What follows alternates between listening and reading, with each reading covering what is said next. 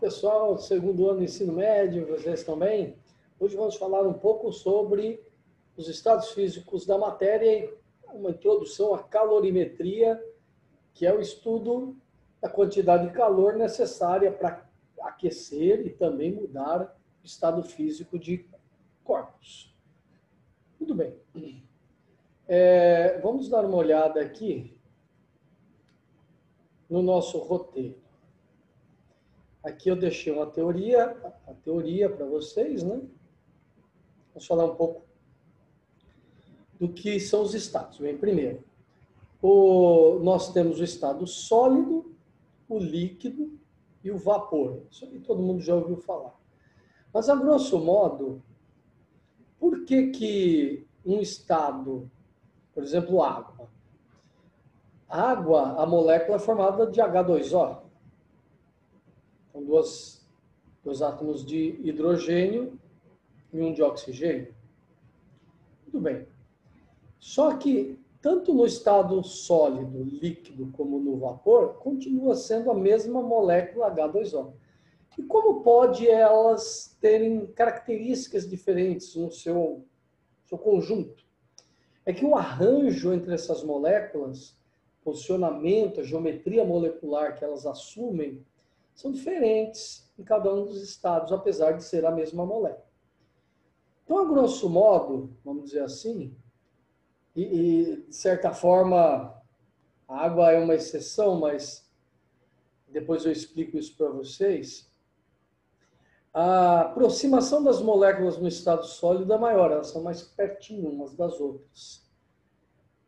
Quando você dá calor para elas, devido à agitação térmica, elas vão se afastando. Então, com esse espaço um pouco maior entre as moléculas, ela acaba tendo uma mobilidade, o conjunto, né, o corpo, acaba tendo uma mobilidade maior. Por isso que os líquidos ocupam as formas, né, assumem as formas dos recipientes que os contêm, né? Então, vejam, não tem energia suficiente para fazer com que as moléculas vão embora, né, abandonem umas às outras, mas tem energia suficiente para dar um espaço entre elas, então elas ficam mais maleáveis, vamos dizer assim, o corpo em si. E, logicamente, se você continua dando energia, vai aumentando a distância entre elas, a ponto de uma escapar da outra e o vapor é isso, né? Então, logicamente, a primeira coisa são os nomes dados aos processos, né? Você tem um sólido, ele passa para líquido, ele passou por um processo de fusão. Quando o líquido passa para o estado de vapor, ele passou nesse sentido, né? Olha o sentido, processo de vaporização. O retorno de vapor para líquido é a liquefação ou condensação. E do estado líquido para o sólido é a solidificação. Isso a gente em algum momento já ouviu falar no dia a dia da fusão de alguma coisa, da vaporização de alguma coisa, da solidificação de alguma coisa. Algo que talvez não seja tão comum é a sublimação, né? A sublimação é o nome que se dá à passagem de um estado como o sólido direto para o vapor, ou até mesmo do vapor direto para o sólido, não é? E isso daí foge um pouco ao senso comum, porque é difícil você pensar que um negócio sólido, pá, vira vapor. Ou o vapor, pior ainda, o vapor, pá, vira sólido. E como isso acontece? Vamos dar alguns exemplos. O exemplo mais comum da sublimação no sentido do sólido para o vapor é a naftalina, né? Aquela que põe na gaveta, sabe? Para espantar as baratas. A naftalina, veja quando você põe aquela bolinha branca lá numa gaveta, no teu armário, ela some, simplesmente ela desaparece. Ela não forma um melado ali e fica aquele melado no local, como se tivesse derretido a bolinha. Não. Ela vai soltando suas moléculas, soltando, até desaparecer. Então, na verdade, ela é uma bolinha e as moléculas vão descolando, vão embora e pronto. Ela não passa pelo estado líquido. né? Outro que também sofre esse efeito é o gelo seco. O gelo seco, hoje não se usa tanto, mas pelo menos os sorveteiros antigamente usavam muito. Vinham umas barrinhas, né, uns bastõezinhos. Ele vai soltando uma fumacinha, vai até sumir aquele gelinho. Ele não derrete. Se você pôr aquilo em cima da mesa, não forma uma poça de gelo, de água seca, de gelo seco. Eu ia chamar de gelo seco, né? Porque ele não forma um líquido. Ele simplesmente vai soltando fumaça até desaparecer as moléculas que compõem, na verdade, a base de carbono, né? Esse carbono vai descolando, vai embora. Pronto. É gás carbônico, na verdade, né? Vai descolando e vai embora, né? Então, não forma líquido. Agora, o sentido contrário é um pouco mais difícil de engolir, vamos dizer assim, né? É passar do líquido direto para o sólido. Bem, isso pode acontecer principalmente com variações de pressão muito bruscas, né? E, na verdade, a gente trabalha muito aqui na CNPq, que são condições normais de pressão e temperatura, né? Eu até coloquei aqui, ele usa o termo CN... Ele usa qual nome aqui para vocês?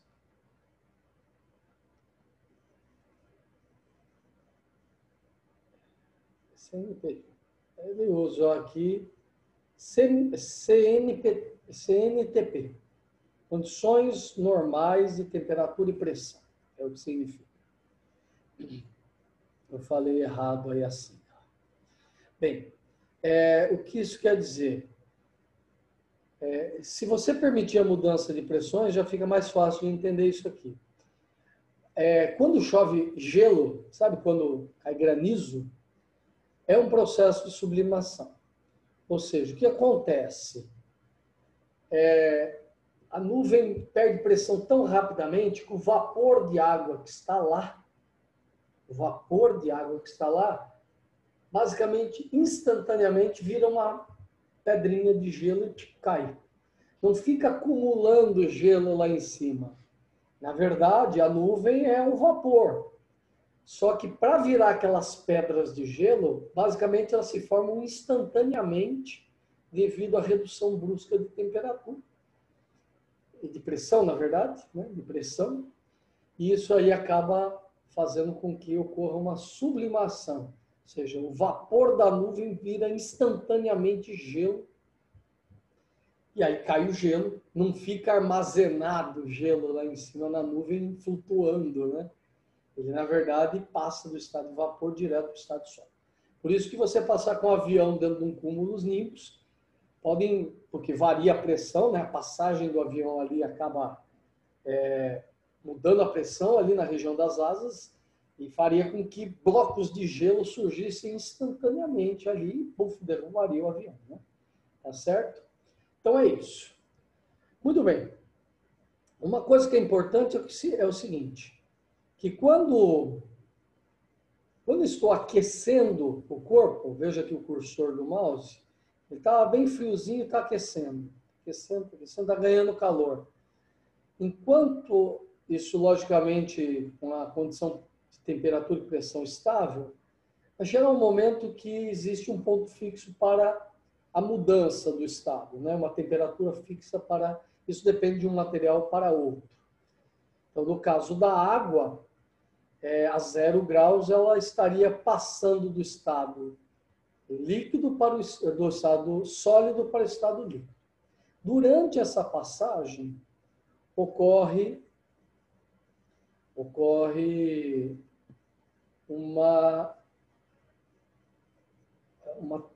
transição que a gente chama basicamente de rearranjo das moléculas, em que a temperatura não se altera. Quer dizer, vai ficar 0 grau mudando, até todo mundo conseguir passar para o estado líquido, né? Depois que todas as partículas conseguirem passar para o estado líquido, elas continuam subindo, aquecendo, e novamente existe um patamar que é um momento em que todo mundo aguarda a mudança de estado das outras partículas, né? Então a temperatura se mantém constante enquanto elas estão ganhando energia. Veja que isso aqui é a quantidade de energia absorvida, né? A seta apontando para a direita.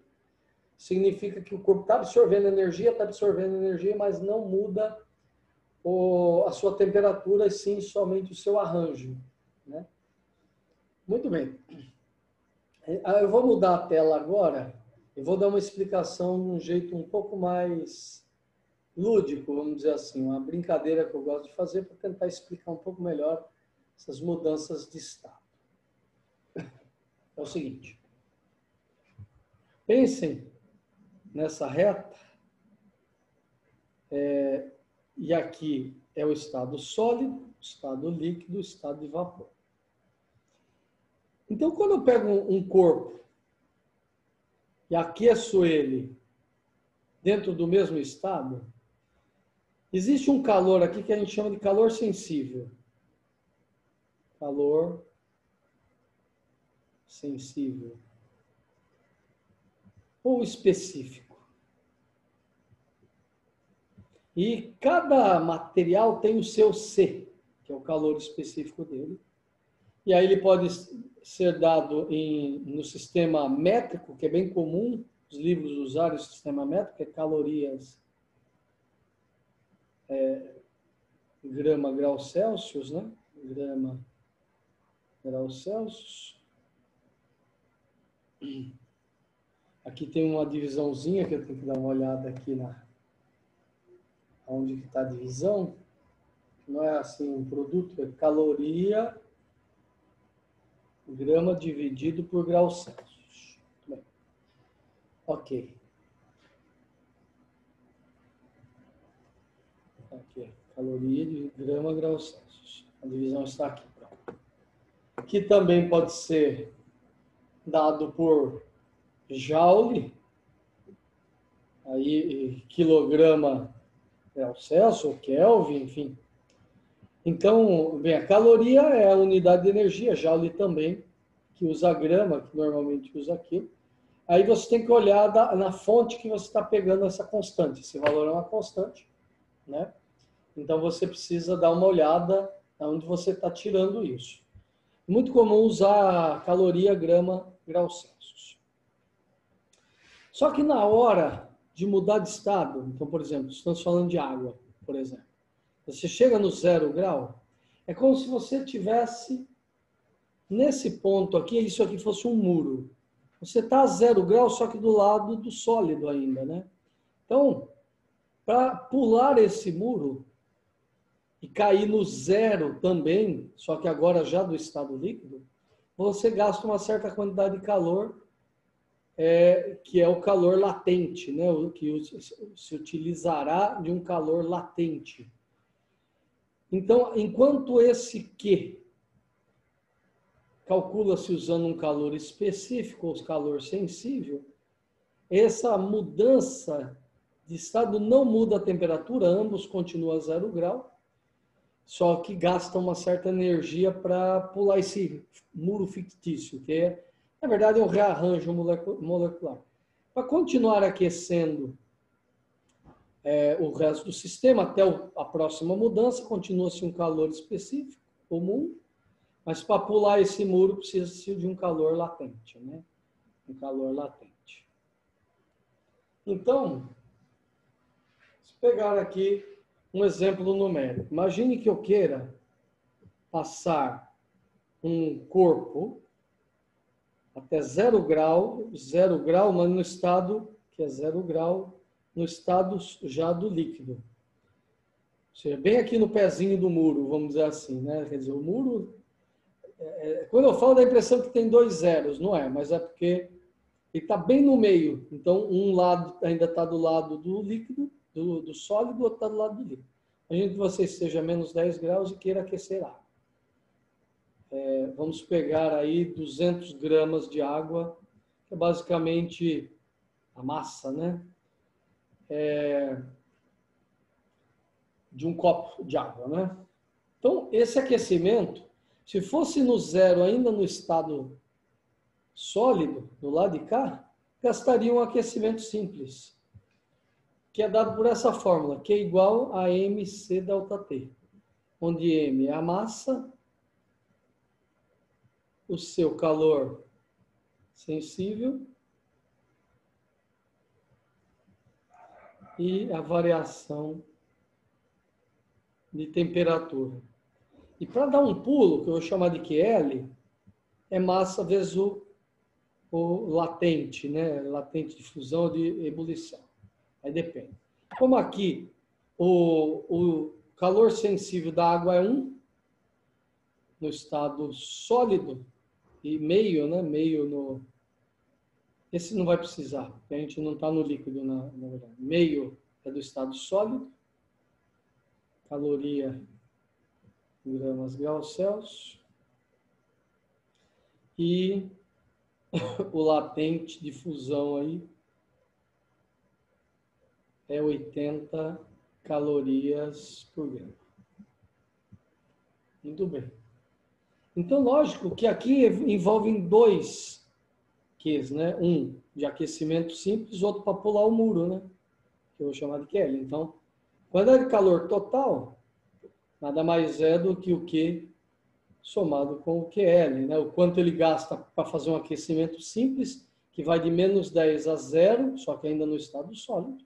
E para pular do zero do sólido para o zero do líquido, vamos dizer assim, pular esse muro, gasta-se um adicional, que é o rearranjo molecular, efetivamente a mudança de estado, né? Então, esse aqui, Q total, é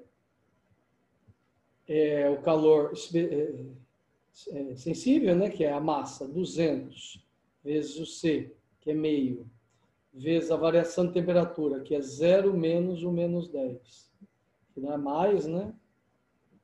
Somado pelo QL, que é a nossa massa, 200 vezes 80. Então, aqui, 200 vezes meio dá 100, 100 vezes 10 dá 1.000, 1.000 joules, né? 1.000 joules, 1.000 calorias, na verdade, somado com 1.600 calorias. Veja que para pular o muro fictício gasta mais energia do que para fazer um aquecimento simples. Bem, é fato, né? Que aquecer somente é só vibrar as moléculas. Agora, fazer um rearranjo molecular, mudar o estado, é mais difícil, né? Gasta-se mais energia.